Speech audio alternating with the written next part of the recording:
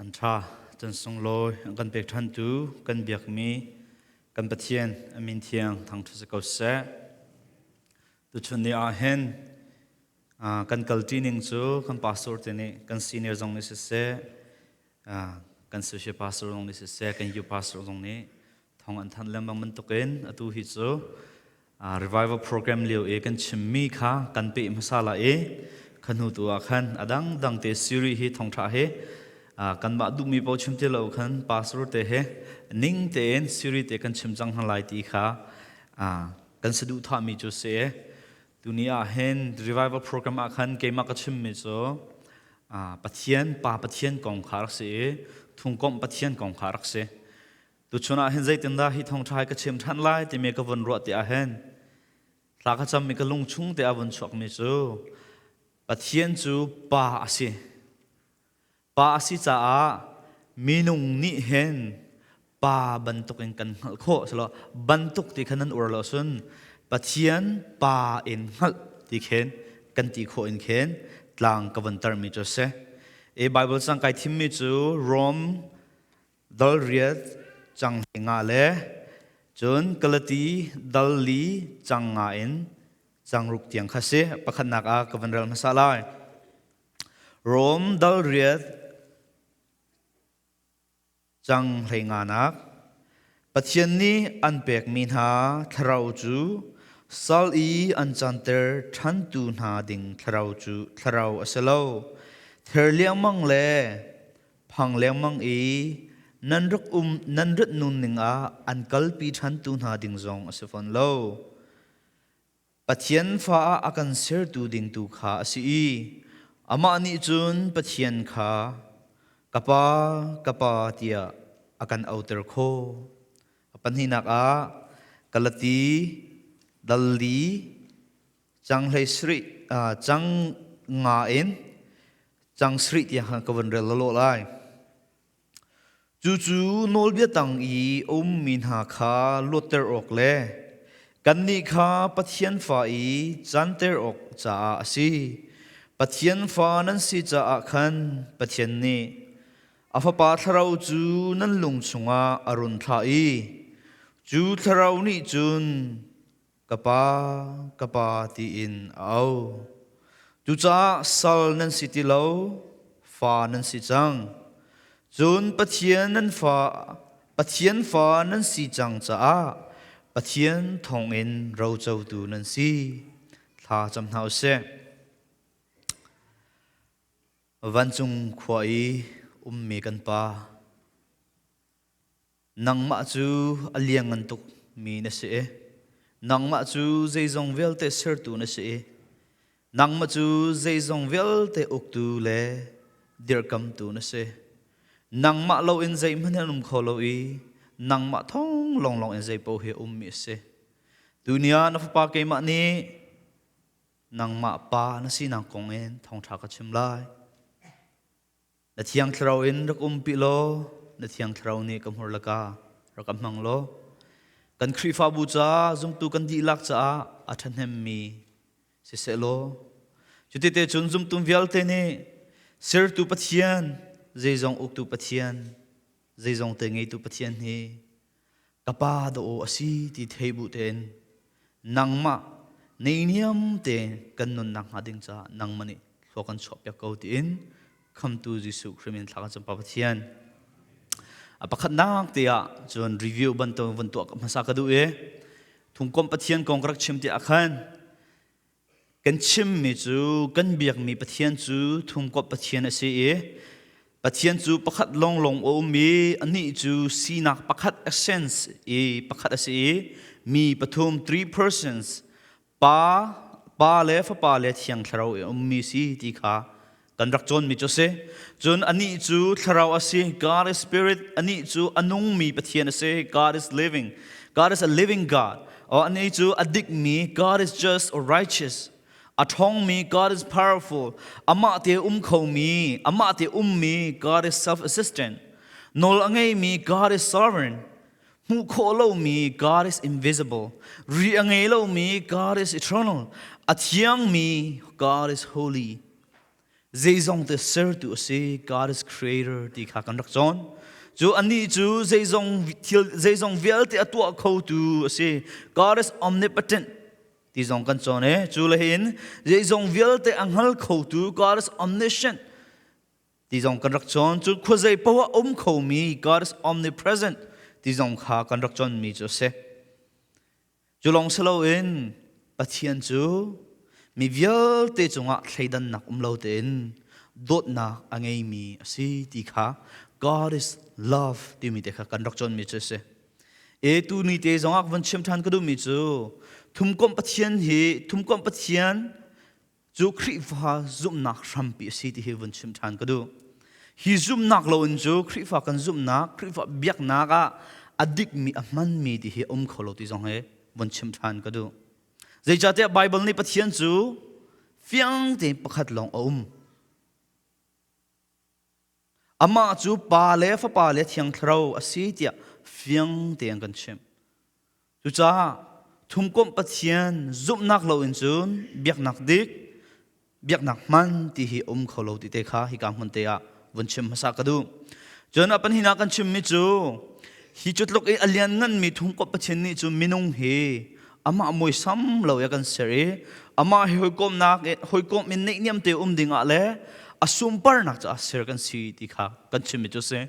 e moi sam in ser kan si ti mi kan van chim te a hen zeida achim du ti a chon moi sam in ser mi kan si nak te ne khen pathian hal kho na kan ngei ter being made in the image of Christ or of God give us the ability to know God. Jolong saloin, amoy sam ser mi kan sirua hen, minung ni patien kan thai kho long saloin, kan dot kho, kan hal kho, chun kan biak kho kan thang that kho kese. Being made in the image of God give us the ability to know God, worship God, and praise God. John ma chunga ater mi chu amoy sam ser mi kan sitia atel mi chu zida siri tia chon ama sumpar nak cha kan ser mi ater mi chu ser mi thil vial te zo khen ding ok ding a khan ser chon te fatam pingei ding zo khan ser chi chon pathian a ser mi te erendum zo khen le gilven ding a kha akan ser mi chu se ya ram thoka chon pathian ni hen minu akan ser si se zong vil te ser si he asera hen zong vil te an rak thadi Adam le if zong aram thoka chun ser tu pathian a ser no chan ning ten pathian hin nei niam ten anu me edem dum chu an rak zau khene chu ti te chun pathian sumpar na an rak lang ter seman solo kan chon ri mi chu Adam le if ni pathian nol an bur cha khati en do te le nei niam ten pe tlei nak minu ne kan rak ngei mi chu kan rak sung e thlaro le kan rak thi ti kha kan chon chi mi chu se kha kanu suini kan social pastor kan chom piang me se jon kemini ka van chim mi bia hal nak atu zong te crusade revival akai kholomi tam pinan rak akhan van hal than ka du mi chu ka hal mi te je da si ti a chon zero ngada pathian ni aram tho akan ser nga ti te kha se why did God create humans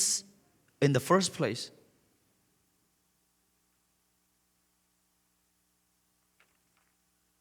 chiu khan ni an ro mi chu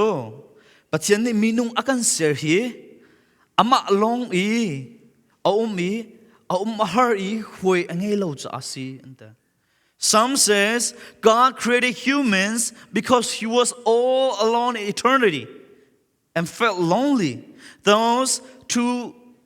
created human in his image to accompany him chu asi ta tang hamo pathian he jar har ta tang hamo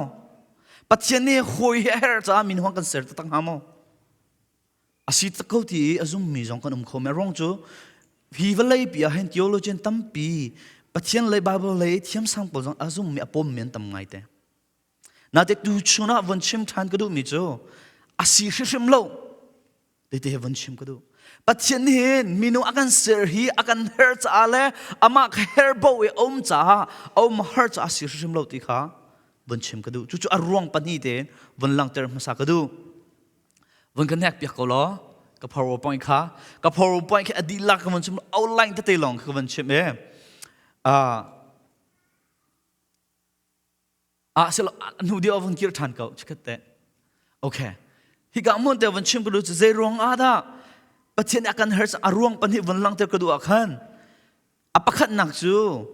ask God He needs nothing ปัจเจียนจูปัจเจียนอสิจ้าเฮอร์โบมีเจมันอังไงเราที่เขาวันชิมภาษากระดูเฮอร์โบมีอังไงอาจูนปัจเจียนอสิเขาเริ่มไล่เราปัจเจียนอสินักริมนี่ขันอัดลิงดีเฮอร์โบมีไงเราอินะเชียปัจเจียนนี่รวมมันโอโลปัจเจียนนี่โมเสสสินะไม่ซิกบันตุกบุรบุกอารักอีพวงเอโมเสสจูอิสราเอลมินหาอิสราเอลรำอินชัวดิงาอารักฟิลอาคันโมเสสนี่ปัจเจียนเบียประคัดอารักฮัลจู่ๆใจด่าสีที่อาจุนอิสราเอลมินหาสินะอาหาวนัสีกตินหาไลที่อารักสิมิจุเซอิสราเอลมินหาสินะกวักกัลลานั้นปูปานหาปัจเจียนนี่อากาศท่ากติที่อาเห็นอิสราเอลมินหานี่จูนับปัจเจียนจูอามินฮาวดาสีกันปัจเจียนจูอามินฮาวดาสีที่กฮัลนาเซโลเจตินนักเลนฮาไลที่ขโมเสสนี่อารักฮัลมิจุเซจุดที่กาปัจเจียนนี่อารักเลมิจูเกมาจูเกมากสิกาวที่ขารักเลมิจุเซฮิสุลามไงตุกเมเซเอสโซสดอลทุมจังเลยทุมเป็นจังเลยลีกวันเรลาโมเสสนี่ปัจเจียนจูโทอีอิสราเอลมินหาสินะกวักกัลอีนั้นปูปานหาปัจเจียนนี่นั้นสินะอากาศกวัตีนหาเตกาอาฮาวดาอามินอสีเตียอันรักฮัลไลจุดเตกาเจอสีอาดากะเลนหาไลอติปัจเจียนนี่โมเสสจูโทอีเกมาจูเกมากสิกาวเกมาอสีมินิขันเกมาจูนั้นสินะอากาศเตียอิสราเอลมิจูนัชิมนาไลอติฮิกาปัจเจียนนี่โมเสสนะเกมาจูเกมากสิกาวที่อินอารักชิมติกาเฮนอบิปิตุกมีปัจเจียนอามาสีนิงตักอารักลังเตอร์เซจู่ๆเกมาจูเกมาเตนอุ้มเขามีเฮอร์โบนักประคัดมันอังไงเล่ามีมาเตอุ้มโคนักชนนักไงมีจีซงวิลเตเซอร์ตูนาอินเฮามันนี่เซอร์เล่ามีจีซงวิลเตชัมทอกตูนาอินเฮามันนี่ชัมทอกเล่ามีจีซงวิลเตดิร์กัมตูเตอร์ตูนาอินเฮามันนี่ดิร์กัมเล่ามีเลยเตอร์เฮอร์เล่ามีนุ่นนักชัมปีจีซงวิลเตนี่นุ่นนักชัมอันหูนักนุ่นนักชนนักก็สิเกมาบันตุกหมันอันมเหล่าที่โมเสสรักชิมมีข้าเสเกมาให้เกมาก็สิเขาเกมาจะเกมาที่เขามีเกมาบันตุกปักขันมันอันมเหล่าเขามันอันมเหล่าที่ข้าไอซายาดัลสมดีเลดัลสรีจังกวาจงอาชิมฮิอาชิมมิจูลันปียอารักมิทิลขับพิลลาอูเกมาลงปัจเจียนกสิเกมาบันทุกอดังปัจเจียนอาหมันอันเหลาข้าฮัลเปียงโอเตเมรังโฮลกันวันเชมาจน when God revealed His name I am to Moses at the burning bush He was revealing something very important about Himself namely that He is self-existent, that He is the uncaused cause, the uncreated creator. He is the source of all things, the one who originated everything and who sustained everything that exists. He is the one in whom all things drive your source and existence and continuance. He is the ever-present power that sustains all life. There's no other source of life. There's none other like Him. For He said, I'm God and there's no other. I'm God and there's none like me. The God that we worship is not a needy God. Nang malay kay mani tu chuna patien kan thang than mi kan biak mi he. Herbo a mi patien asalaw. Zay man a herlo mi amate atling mi kay ma cho kay ma kasi tiin. Ay puang mi patien asa.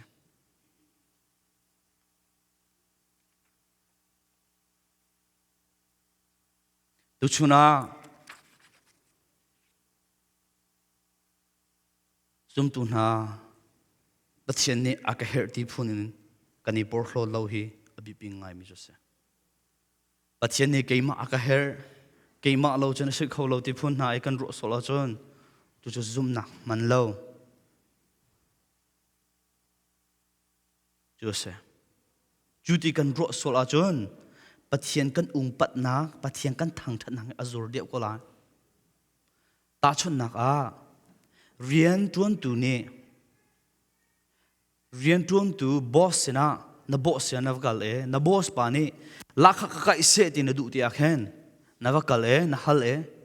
บอสปานี่อบิยารัมอัทอกนักนังมาเราจะสิเขาเราเนติอาจารย์นายปอร์ลดก็ละขานเขาจะนังมานลูกเลี้ยงชินก็ละบอสปาข้าใจอันเรลไลลปัจจุบันโมเสสนะเกี่ยมาจูเกี่ยมาก็สิติที่อาเคนนั่นนี่มินุงหายกันเฮร์น่าเราเฮ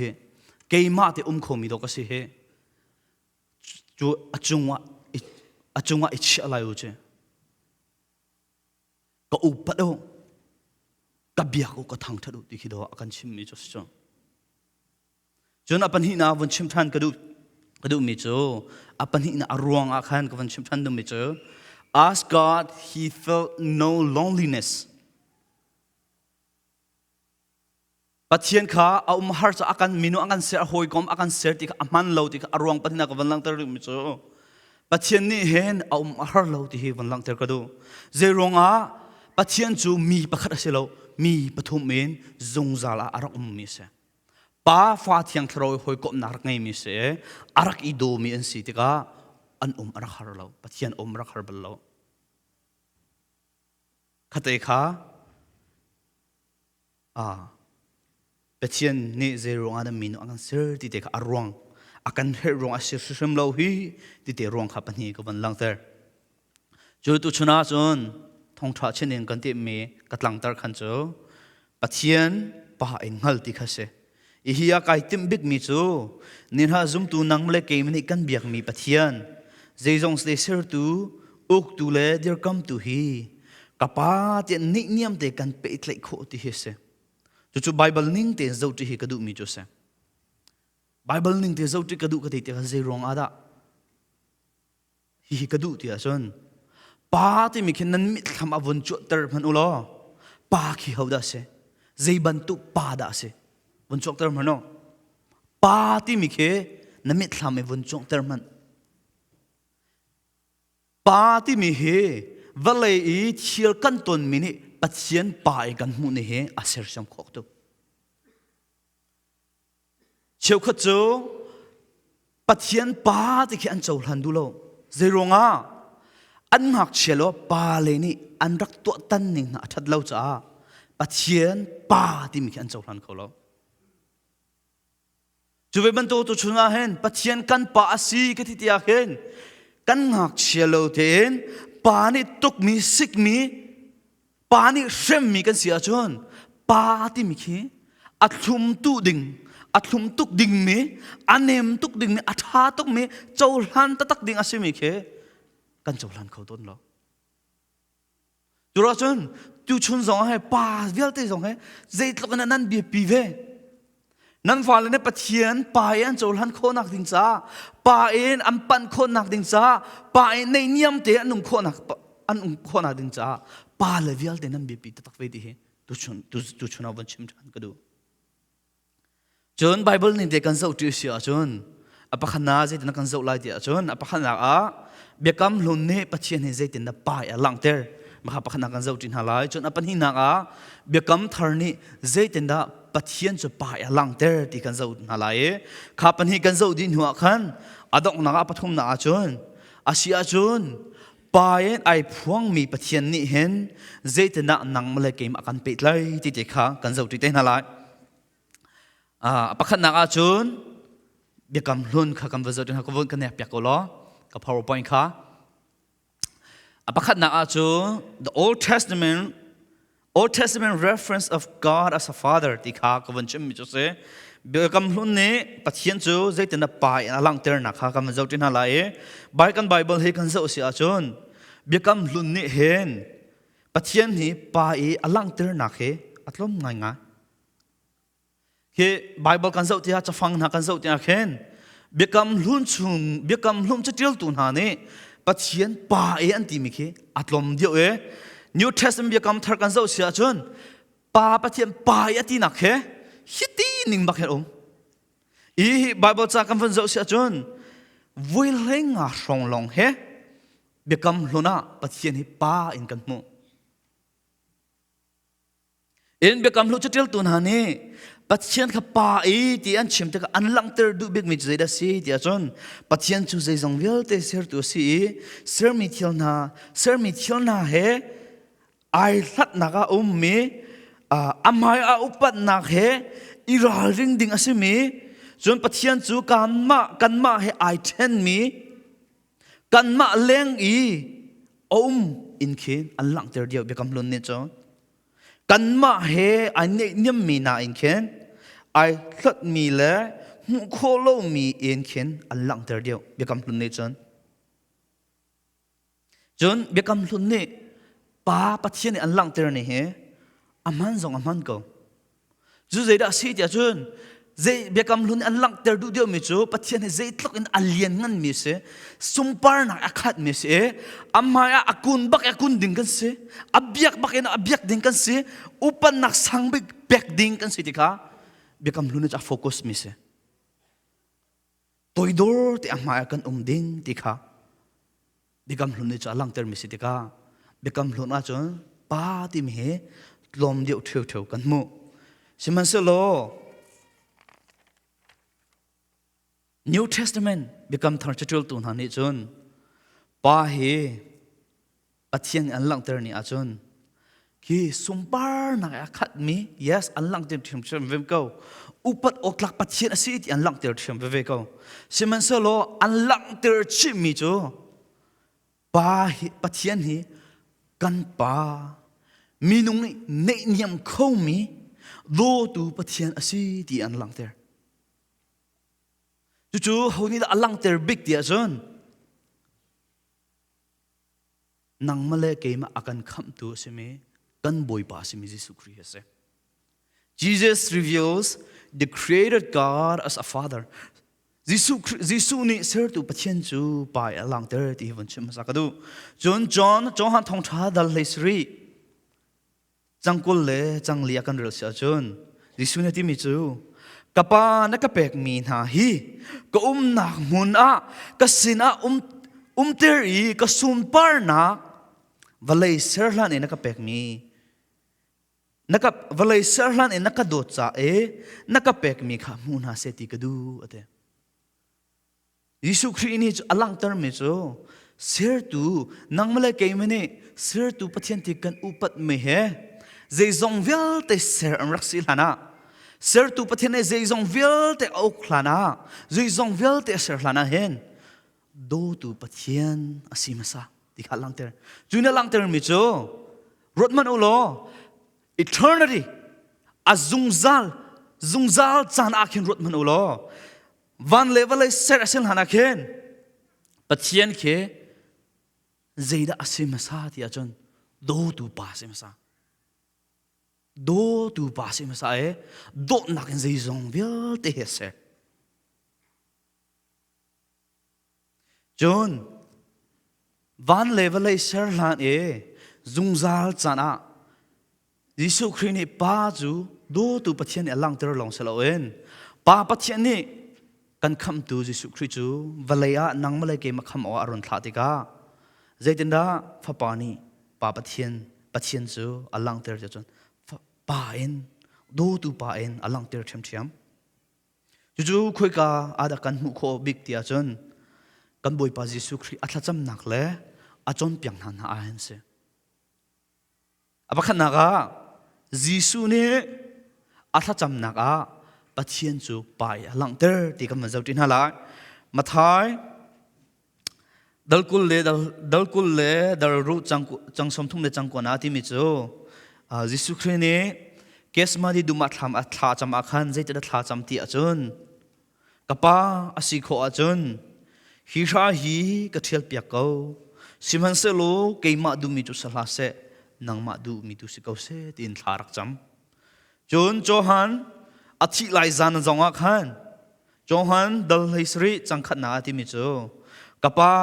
achan kha achu chang tin Jisu Christ ni thacham John Mathai dal sri dal ru chang ko nak zonga azul tun hani Jisu Christ chu zaitina thakan cham lai zaitina thacham hi se kan chom piak to anti teka Jisu Christ zaitina chom piak na ti achon azul tun ha chu van chung khoi mi kan pa tin thanan cham lai ti kharak chom piak na Juni chun athacham nai Jisu Christ ne athian zeizong vialte ser tu zeizong vialte uk tu zeizong vialte ngei tu chu kapa ti nan awela ti kha kan chom piak mi se pa asi du tu pathian asi ti kha alang ter John Jisu Christ ni achom piak na e pani na ka chon Jisu Christ khozaki bakal I mi vialte na achom piak na a hen pathian chu pa e alang ter than Mathai dal sri na akhan kan zau Mathai dal sri changkol le changkhat na kan zau sia chun boy pa akati mi poni van chung pen nak chung an lu dilai ti nak salo siman salo van chung e ummi kapani to na se ti du mi ato mi long kha an lut lai ti hi ka alang ter mi chu zeit luk in da pa du nak to abi pi ti kha alang ter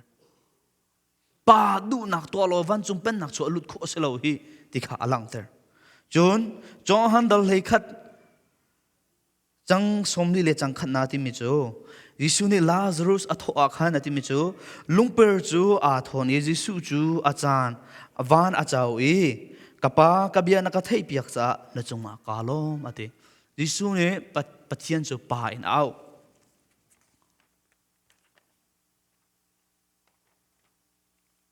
chun Mathai dal nga in chang dal sri akhen kan du tok mi tlang chung chon piak na kan ti mi akhen Jisu ni pa pathian khi pa in voilheli au voilheli alang ter chun bekam thara honi da pathian chu pa alang ter ri ti a chun phol ni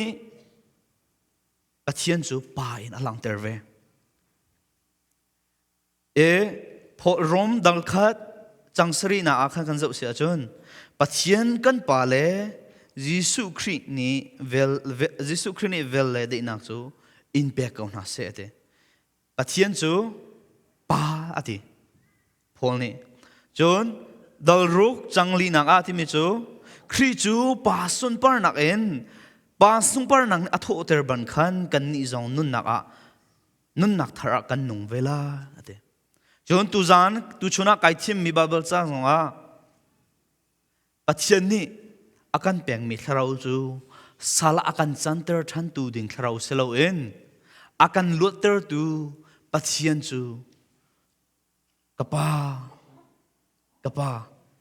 ti in akan outer tu si ate chung kalati zonga khathim cham phol ni khati kha chao e bekam thar hi kam bum for bekam thar voices a song hi da bekam thar chil tu ni pathian hi pa e anlang ter ti an rot tika azem lo mi chu voice zan hi leng he bekam thar ni pa he pathian hi pa e alang ter synoptic gospel Mathai Marka Luka ni hen pathian chu voice somruk le voli pa alang ter chun Johan thong thane pathian chu voice khat le voi kul pa alang ter chun phol ni achatil naga voice somli hi pathian chu pa alang ter bekam thar chatil tu papau ni hen pathian chu an chatil naga pa in voi khat tel song hen au an lang ter di e ke mani fel fai te kavan zo ikam hu mi so bekam thar atil atam big tu cho phol ase phol ni hen bekam thar chakwat hleithum atil i hleithu atil mi dilaka hen introduction ai tua biam hai thi achima hen achafang amhan lengmang mi cho zeida si dia chon pathian kan pa ti hi se bắt chiên căn party hi se cho ti chon Peter John le Judas Iscariot kan ro lo he bi pinga Judas kan ti mi kha chut kha se kha zong ne khan bắt chiên hi kan pa ti an lang ter ve I ga mun te a ro ko na u si ro ngai o asi ko ka ti mi chu ze rong ara bi kam thar chatil tu na ni hen bắt chiên hi pa an lang ter di nga anh biết cầm thở chất tiêu tục đi lạc ni đó, bắt chiên hết bài anh lăng ter đi cho, dễ rong ada sinh ha thì không thắc cái chuyện cái tiệm anh cột, anh lăng ter du mi cho, ông chiều lại thì cái zoom mi se, bắt chiên căn pa thì so ruột tục lâu en, ngồi ngay tục lâu en, anh chiêm lại cho, cái zoom lâu. Chú cái ruột thì các vốn phiang mi chú, cái ruột nặng cho ông mi chú, dễ khi anh lặng ter du mi sinh ha thì cái vốn ruột mi chú, bắt hiện hi van level sir tu van level uk tu dir kam tu sung par nak in akhat mi dễ dòng te alon đi tu le kan ma helam hada ông mi kan ma dòng này chôn khổ lâu mi pe tlai khổ lâu mi sơ lâu in kan ma he nei niệm te khổ mi dòng adu mi pathian kan ma dòng ne kan nei niệm khổ mi le pa in kan chốt khổ mi do tu pathian asi ti he an lang ter du big mi si theu lai ti ka zum ser tu pathian he zum tu na nan cha do tu pa si an do tu na pa si ti become third chatil tu pa pau ni an au pi mi le hi ngal na se ti in akan chim beng mi cho si lai ti he ka zum mi cho se do tu pa do pathian he si ti he an au pi lang mang me kan thei lo zo kan dai thang zo kha akan tu beng mi bia phang he asalai ti he ka zum mi cho se trong han dal sri chang ko le chang le zo ji su khri ni pathian chu ji jong vel te ser sil hana do tu pa si ti lang ter du chuna hen ifyang khu si ti ka du mi cho pathian he lam la pi dây dòng vel te ser tu si ti kan zum atha tok dây dòng vel te ngei tu si ti atha tok kan kham tu si ti atha tok seman solo atha big mi cho akadu tu ka pa asi ti he se ju tu ni chuna na lung put asema pathian na pe tlai te ka han zai te na pe tlai ser tun halong in pe tlai mo uk tun halong in pe tlai mo zai zong vil te ngi tun halong in pe tlai mo aselowa nang ma theng te ando tu pa in da na pe tlai nang ma theng te ando tu nang ma theng te zon an ru tu nang ma theng te kha an kham tu nang ma theng te cha afa pangi chun valai arun thla tu pa ina chol hana chun pathian chu ka pa na ti tia chun na cha hen asung loi tuk la mol ange su tham la chu te chu von chem ko vut nu than chun khomi chu da si tia chun asia chun pa hi biakam bible ni pa pathian pa ya lang ter te ka hen minung vial te kan pa shemo te ro chiam ding cho se minung he pathian he minung vial te kan pa shemo ti kha van ko van ro mi cho se cho nan ro ni zai te na se ve pathian asining te en pathian he kan zo se achon ser tu asinak en cho zai zong vial te pa se seman se lo a ho po hi ser mi po hi pathian fak kan si di lo ti te he tu chona won chem ka du mi jo se chem mi cho a theden chem ko lo mo pathian ni zai zong vial te ser mi nong vial te kan ser tu asinak en cho zai zong ser mi vial te pa se seman se lo mi nong po ne hen pathian he kapa kan thi kholoi afa kan chang di lo chu bible ne kan chom biang mi chong se Kalati kalati dal thum chang kul le chang ro ati mi chu Kri Jisu petlei nak thong en pathiana nan dil pathian fa nan dilak en nan si chu zum nak thong en se te John dal khat chang hei ni nak zonga asina en tlom pal ni chu an rak chaul han e an rak zum mi chu na chu pathian fan chan nak nol kha apek na ate dunia mi viol te he pathian fa kan sitin han zum sol mo na in bible ne kan chom pyak mi chu pathian fa sinak chu a ho po ni chau kho lo mi a ho po ni chau mi selo ti heaven chem ka do bible ne kan chom pyak mi chu pathian ka pa ti in au kho mi chu pathian fa si kho mi chu pa pathian ni vale arun thlam ya fa pa azum tu na long he kan si ti heaven lang tar ka do efesa dal ni chang thum na kan hu mi chu minung vial te he sol na kan thi cha pathian thiun nak fa kan si ate we were by nature children of wrath ate thiun nak fa like the rest of mankind mi vial te ban token kan ni zong thiun nak fa le kan rak si ate Paul ne John rom dal kwa chang rian nak zonga Paul ne ti them mi chu meaning sinning phung so in hrin mi chu pathian fa an silem lo ate Jisu ni frasi min ha zong hi ti tin ha John dal ria chang song lu le chang hi ati mi chu an ni chu Jisu ni pathian kha nan parak si tatak se lo rak si tatak se lo chu keima hinan ka dot kong ha zai cha tia ke chu pathian sinin arami ka si atu hi ka ka phan keima adu in arami ka se lo ama ani akatha mi ka si ate John chang somli le chang rina ti them mi chu frasin ma ti them mi chu nanni frasi mi na kha kan boi pas kan ti mi chu nanni nan pa chu khu chia fa kha nan si to nan du mi chan nan pa du na kha si de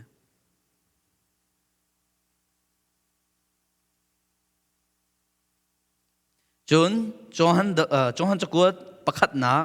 dal thum chang thra na ti mi chu pathian phalen ha le khocha phalen ha ani dan nak chu hi ase aman mi thia to lo mi chu pathian pha an selo chun a u no adolo mi zong an si thithem vel an si thithem lo te hi ka ka van lang ter ri mu chu a hau po ni biakam thar ni bai mali pathian chu pai alang ter ko na en a hau po ni ka pa kan ti kholo Jisu Christ azum mi long ni kapa kan ti kho hitlung asung loi mi pathian pe tlei nak ser tu pathian zeizong te uk tu pathian zeizong te ngei tu pathian pa tin a pe tlei kho mi he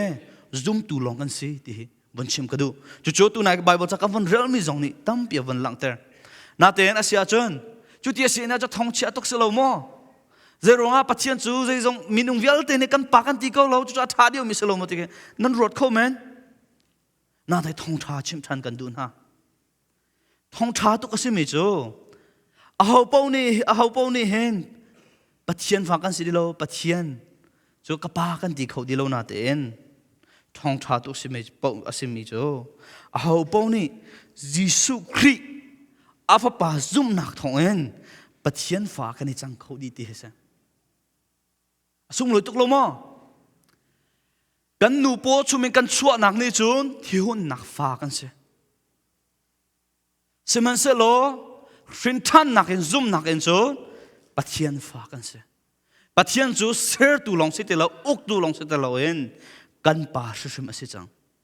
Johan dal thum chang lei ru na ti mi chu ti chun pathian ni vlei hi ado hrin than cha afa pangi chun te kha per chu cha ama azum mi po chu an thilai lo zung zal nu na an ngei lai te Johan chakot pakhat na dal thum chang khat na ti mi chu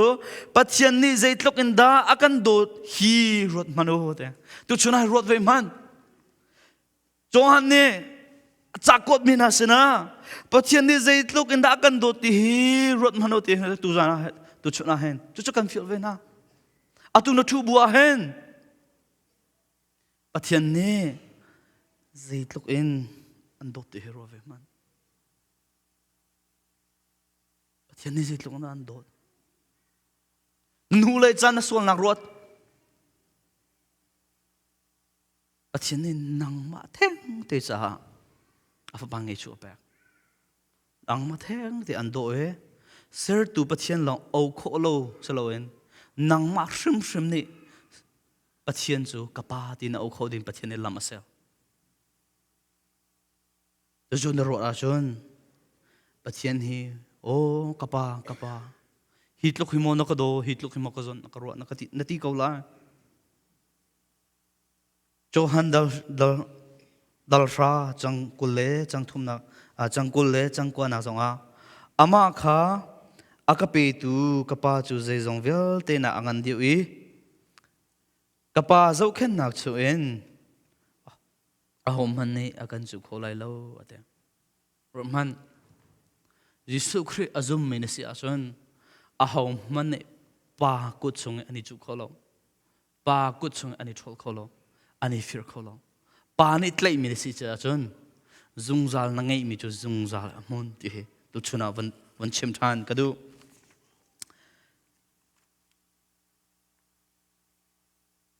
apathum na avan kal usalo apathum nak tia adong na on chem kadu mi chu sia chon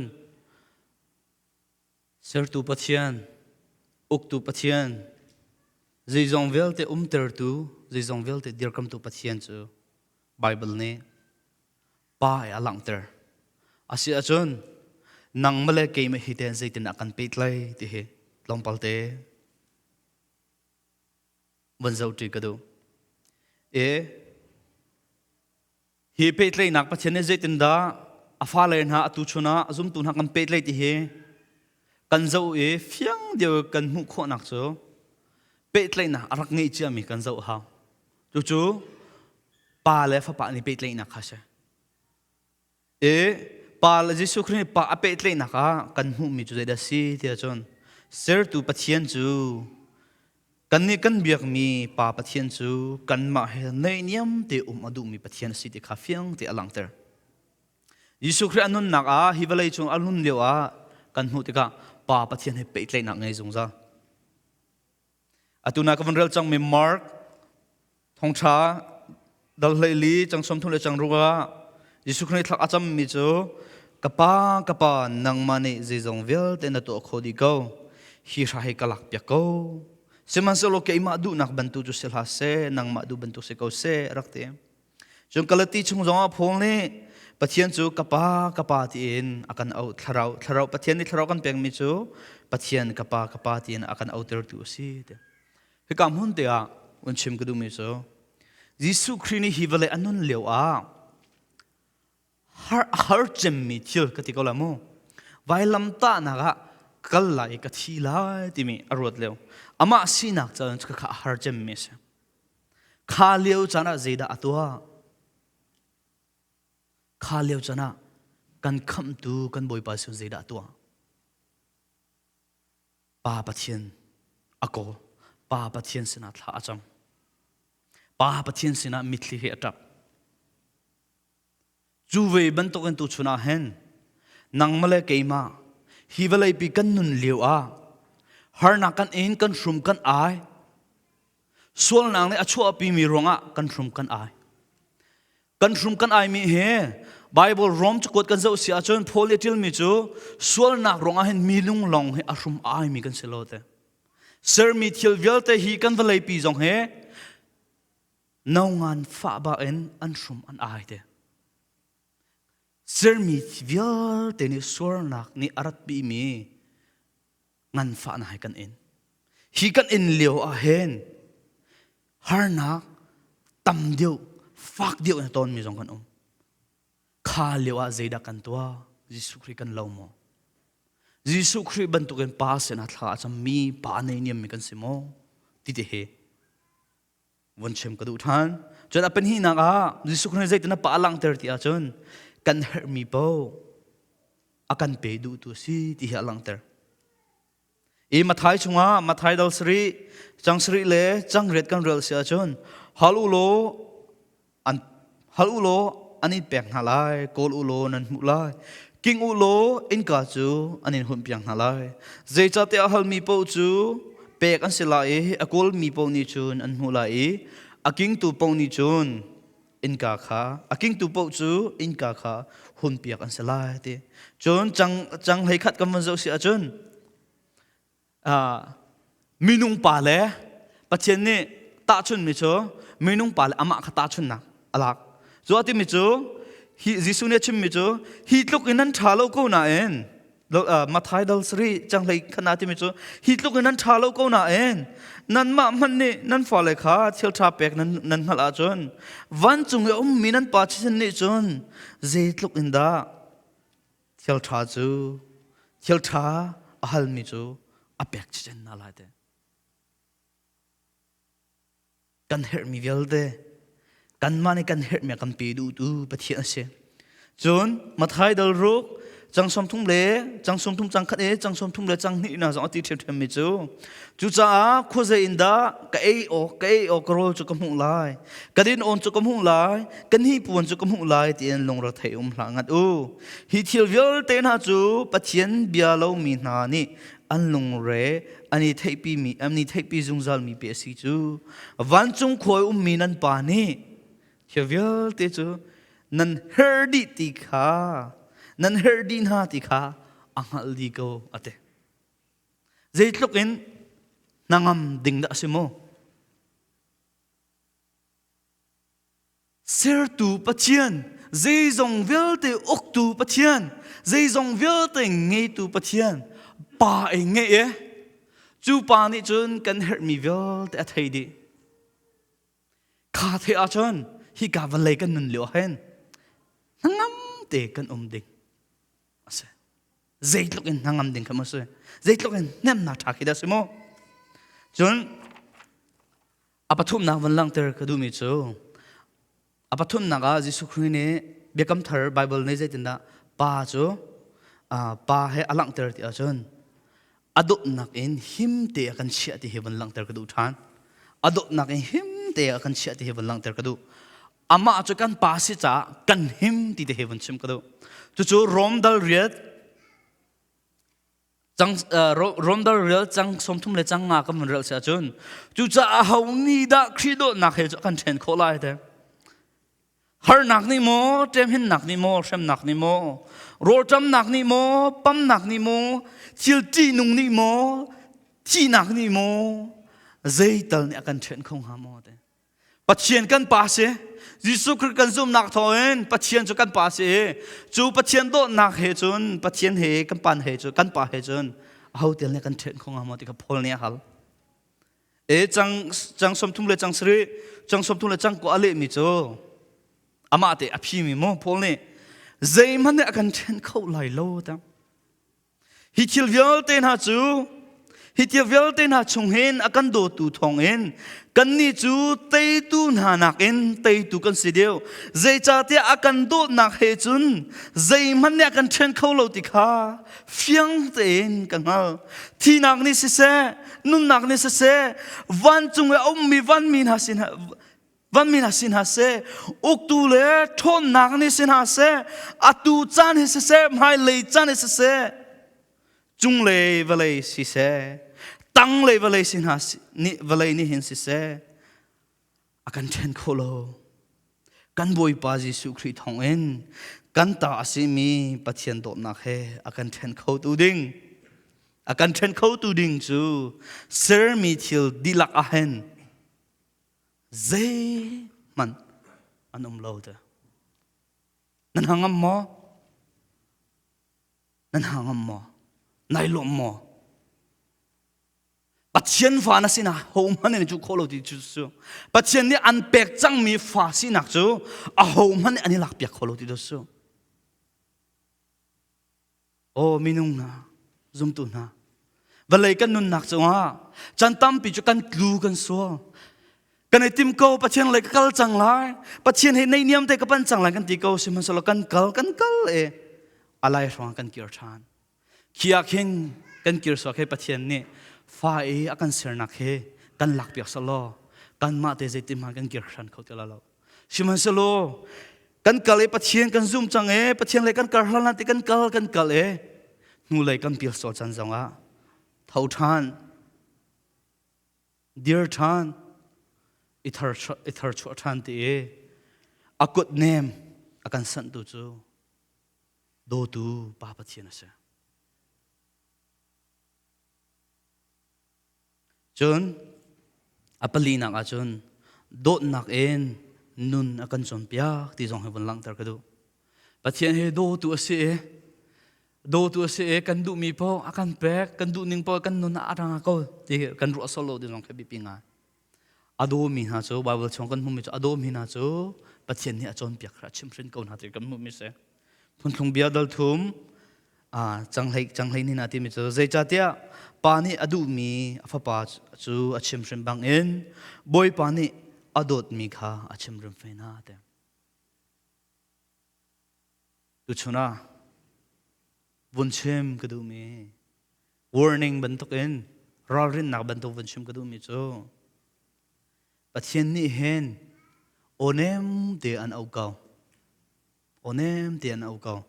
seman se lo onem te an au leo a pathian le kir lo en ama se na zam peng nakal peng a chun adong nak a chun ngan fa nak en an au tela chim hrin nak an au tela chutik a chun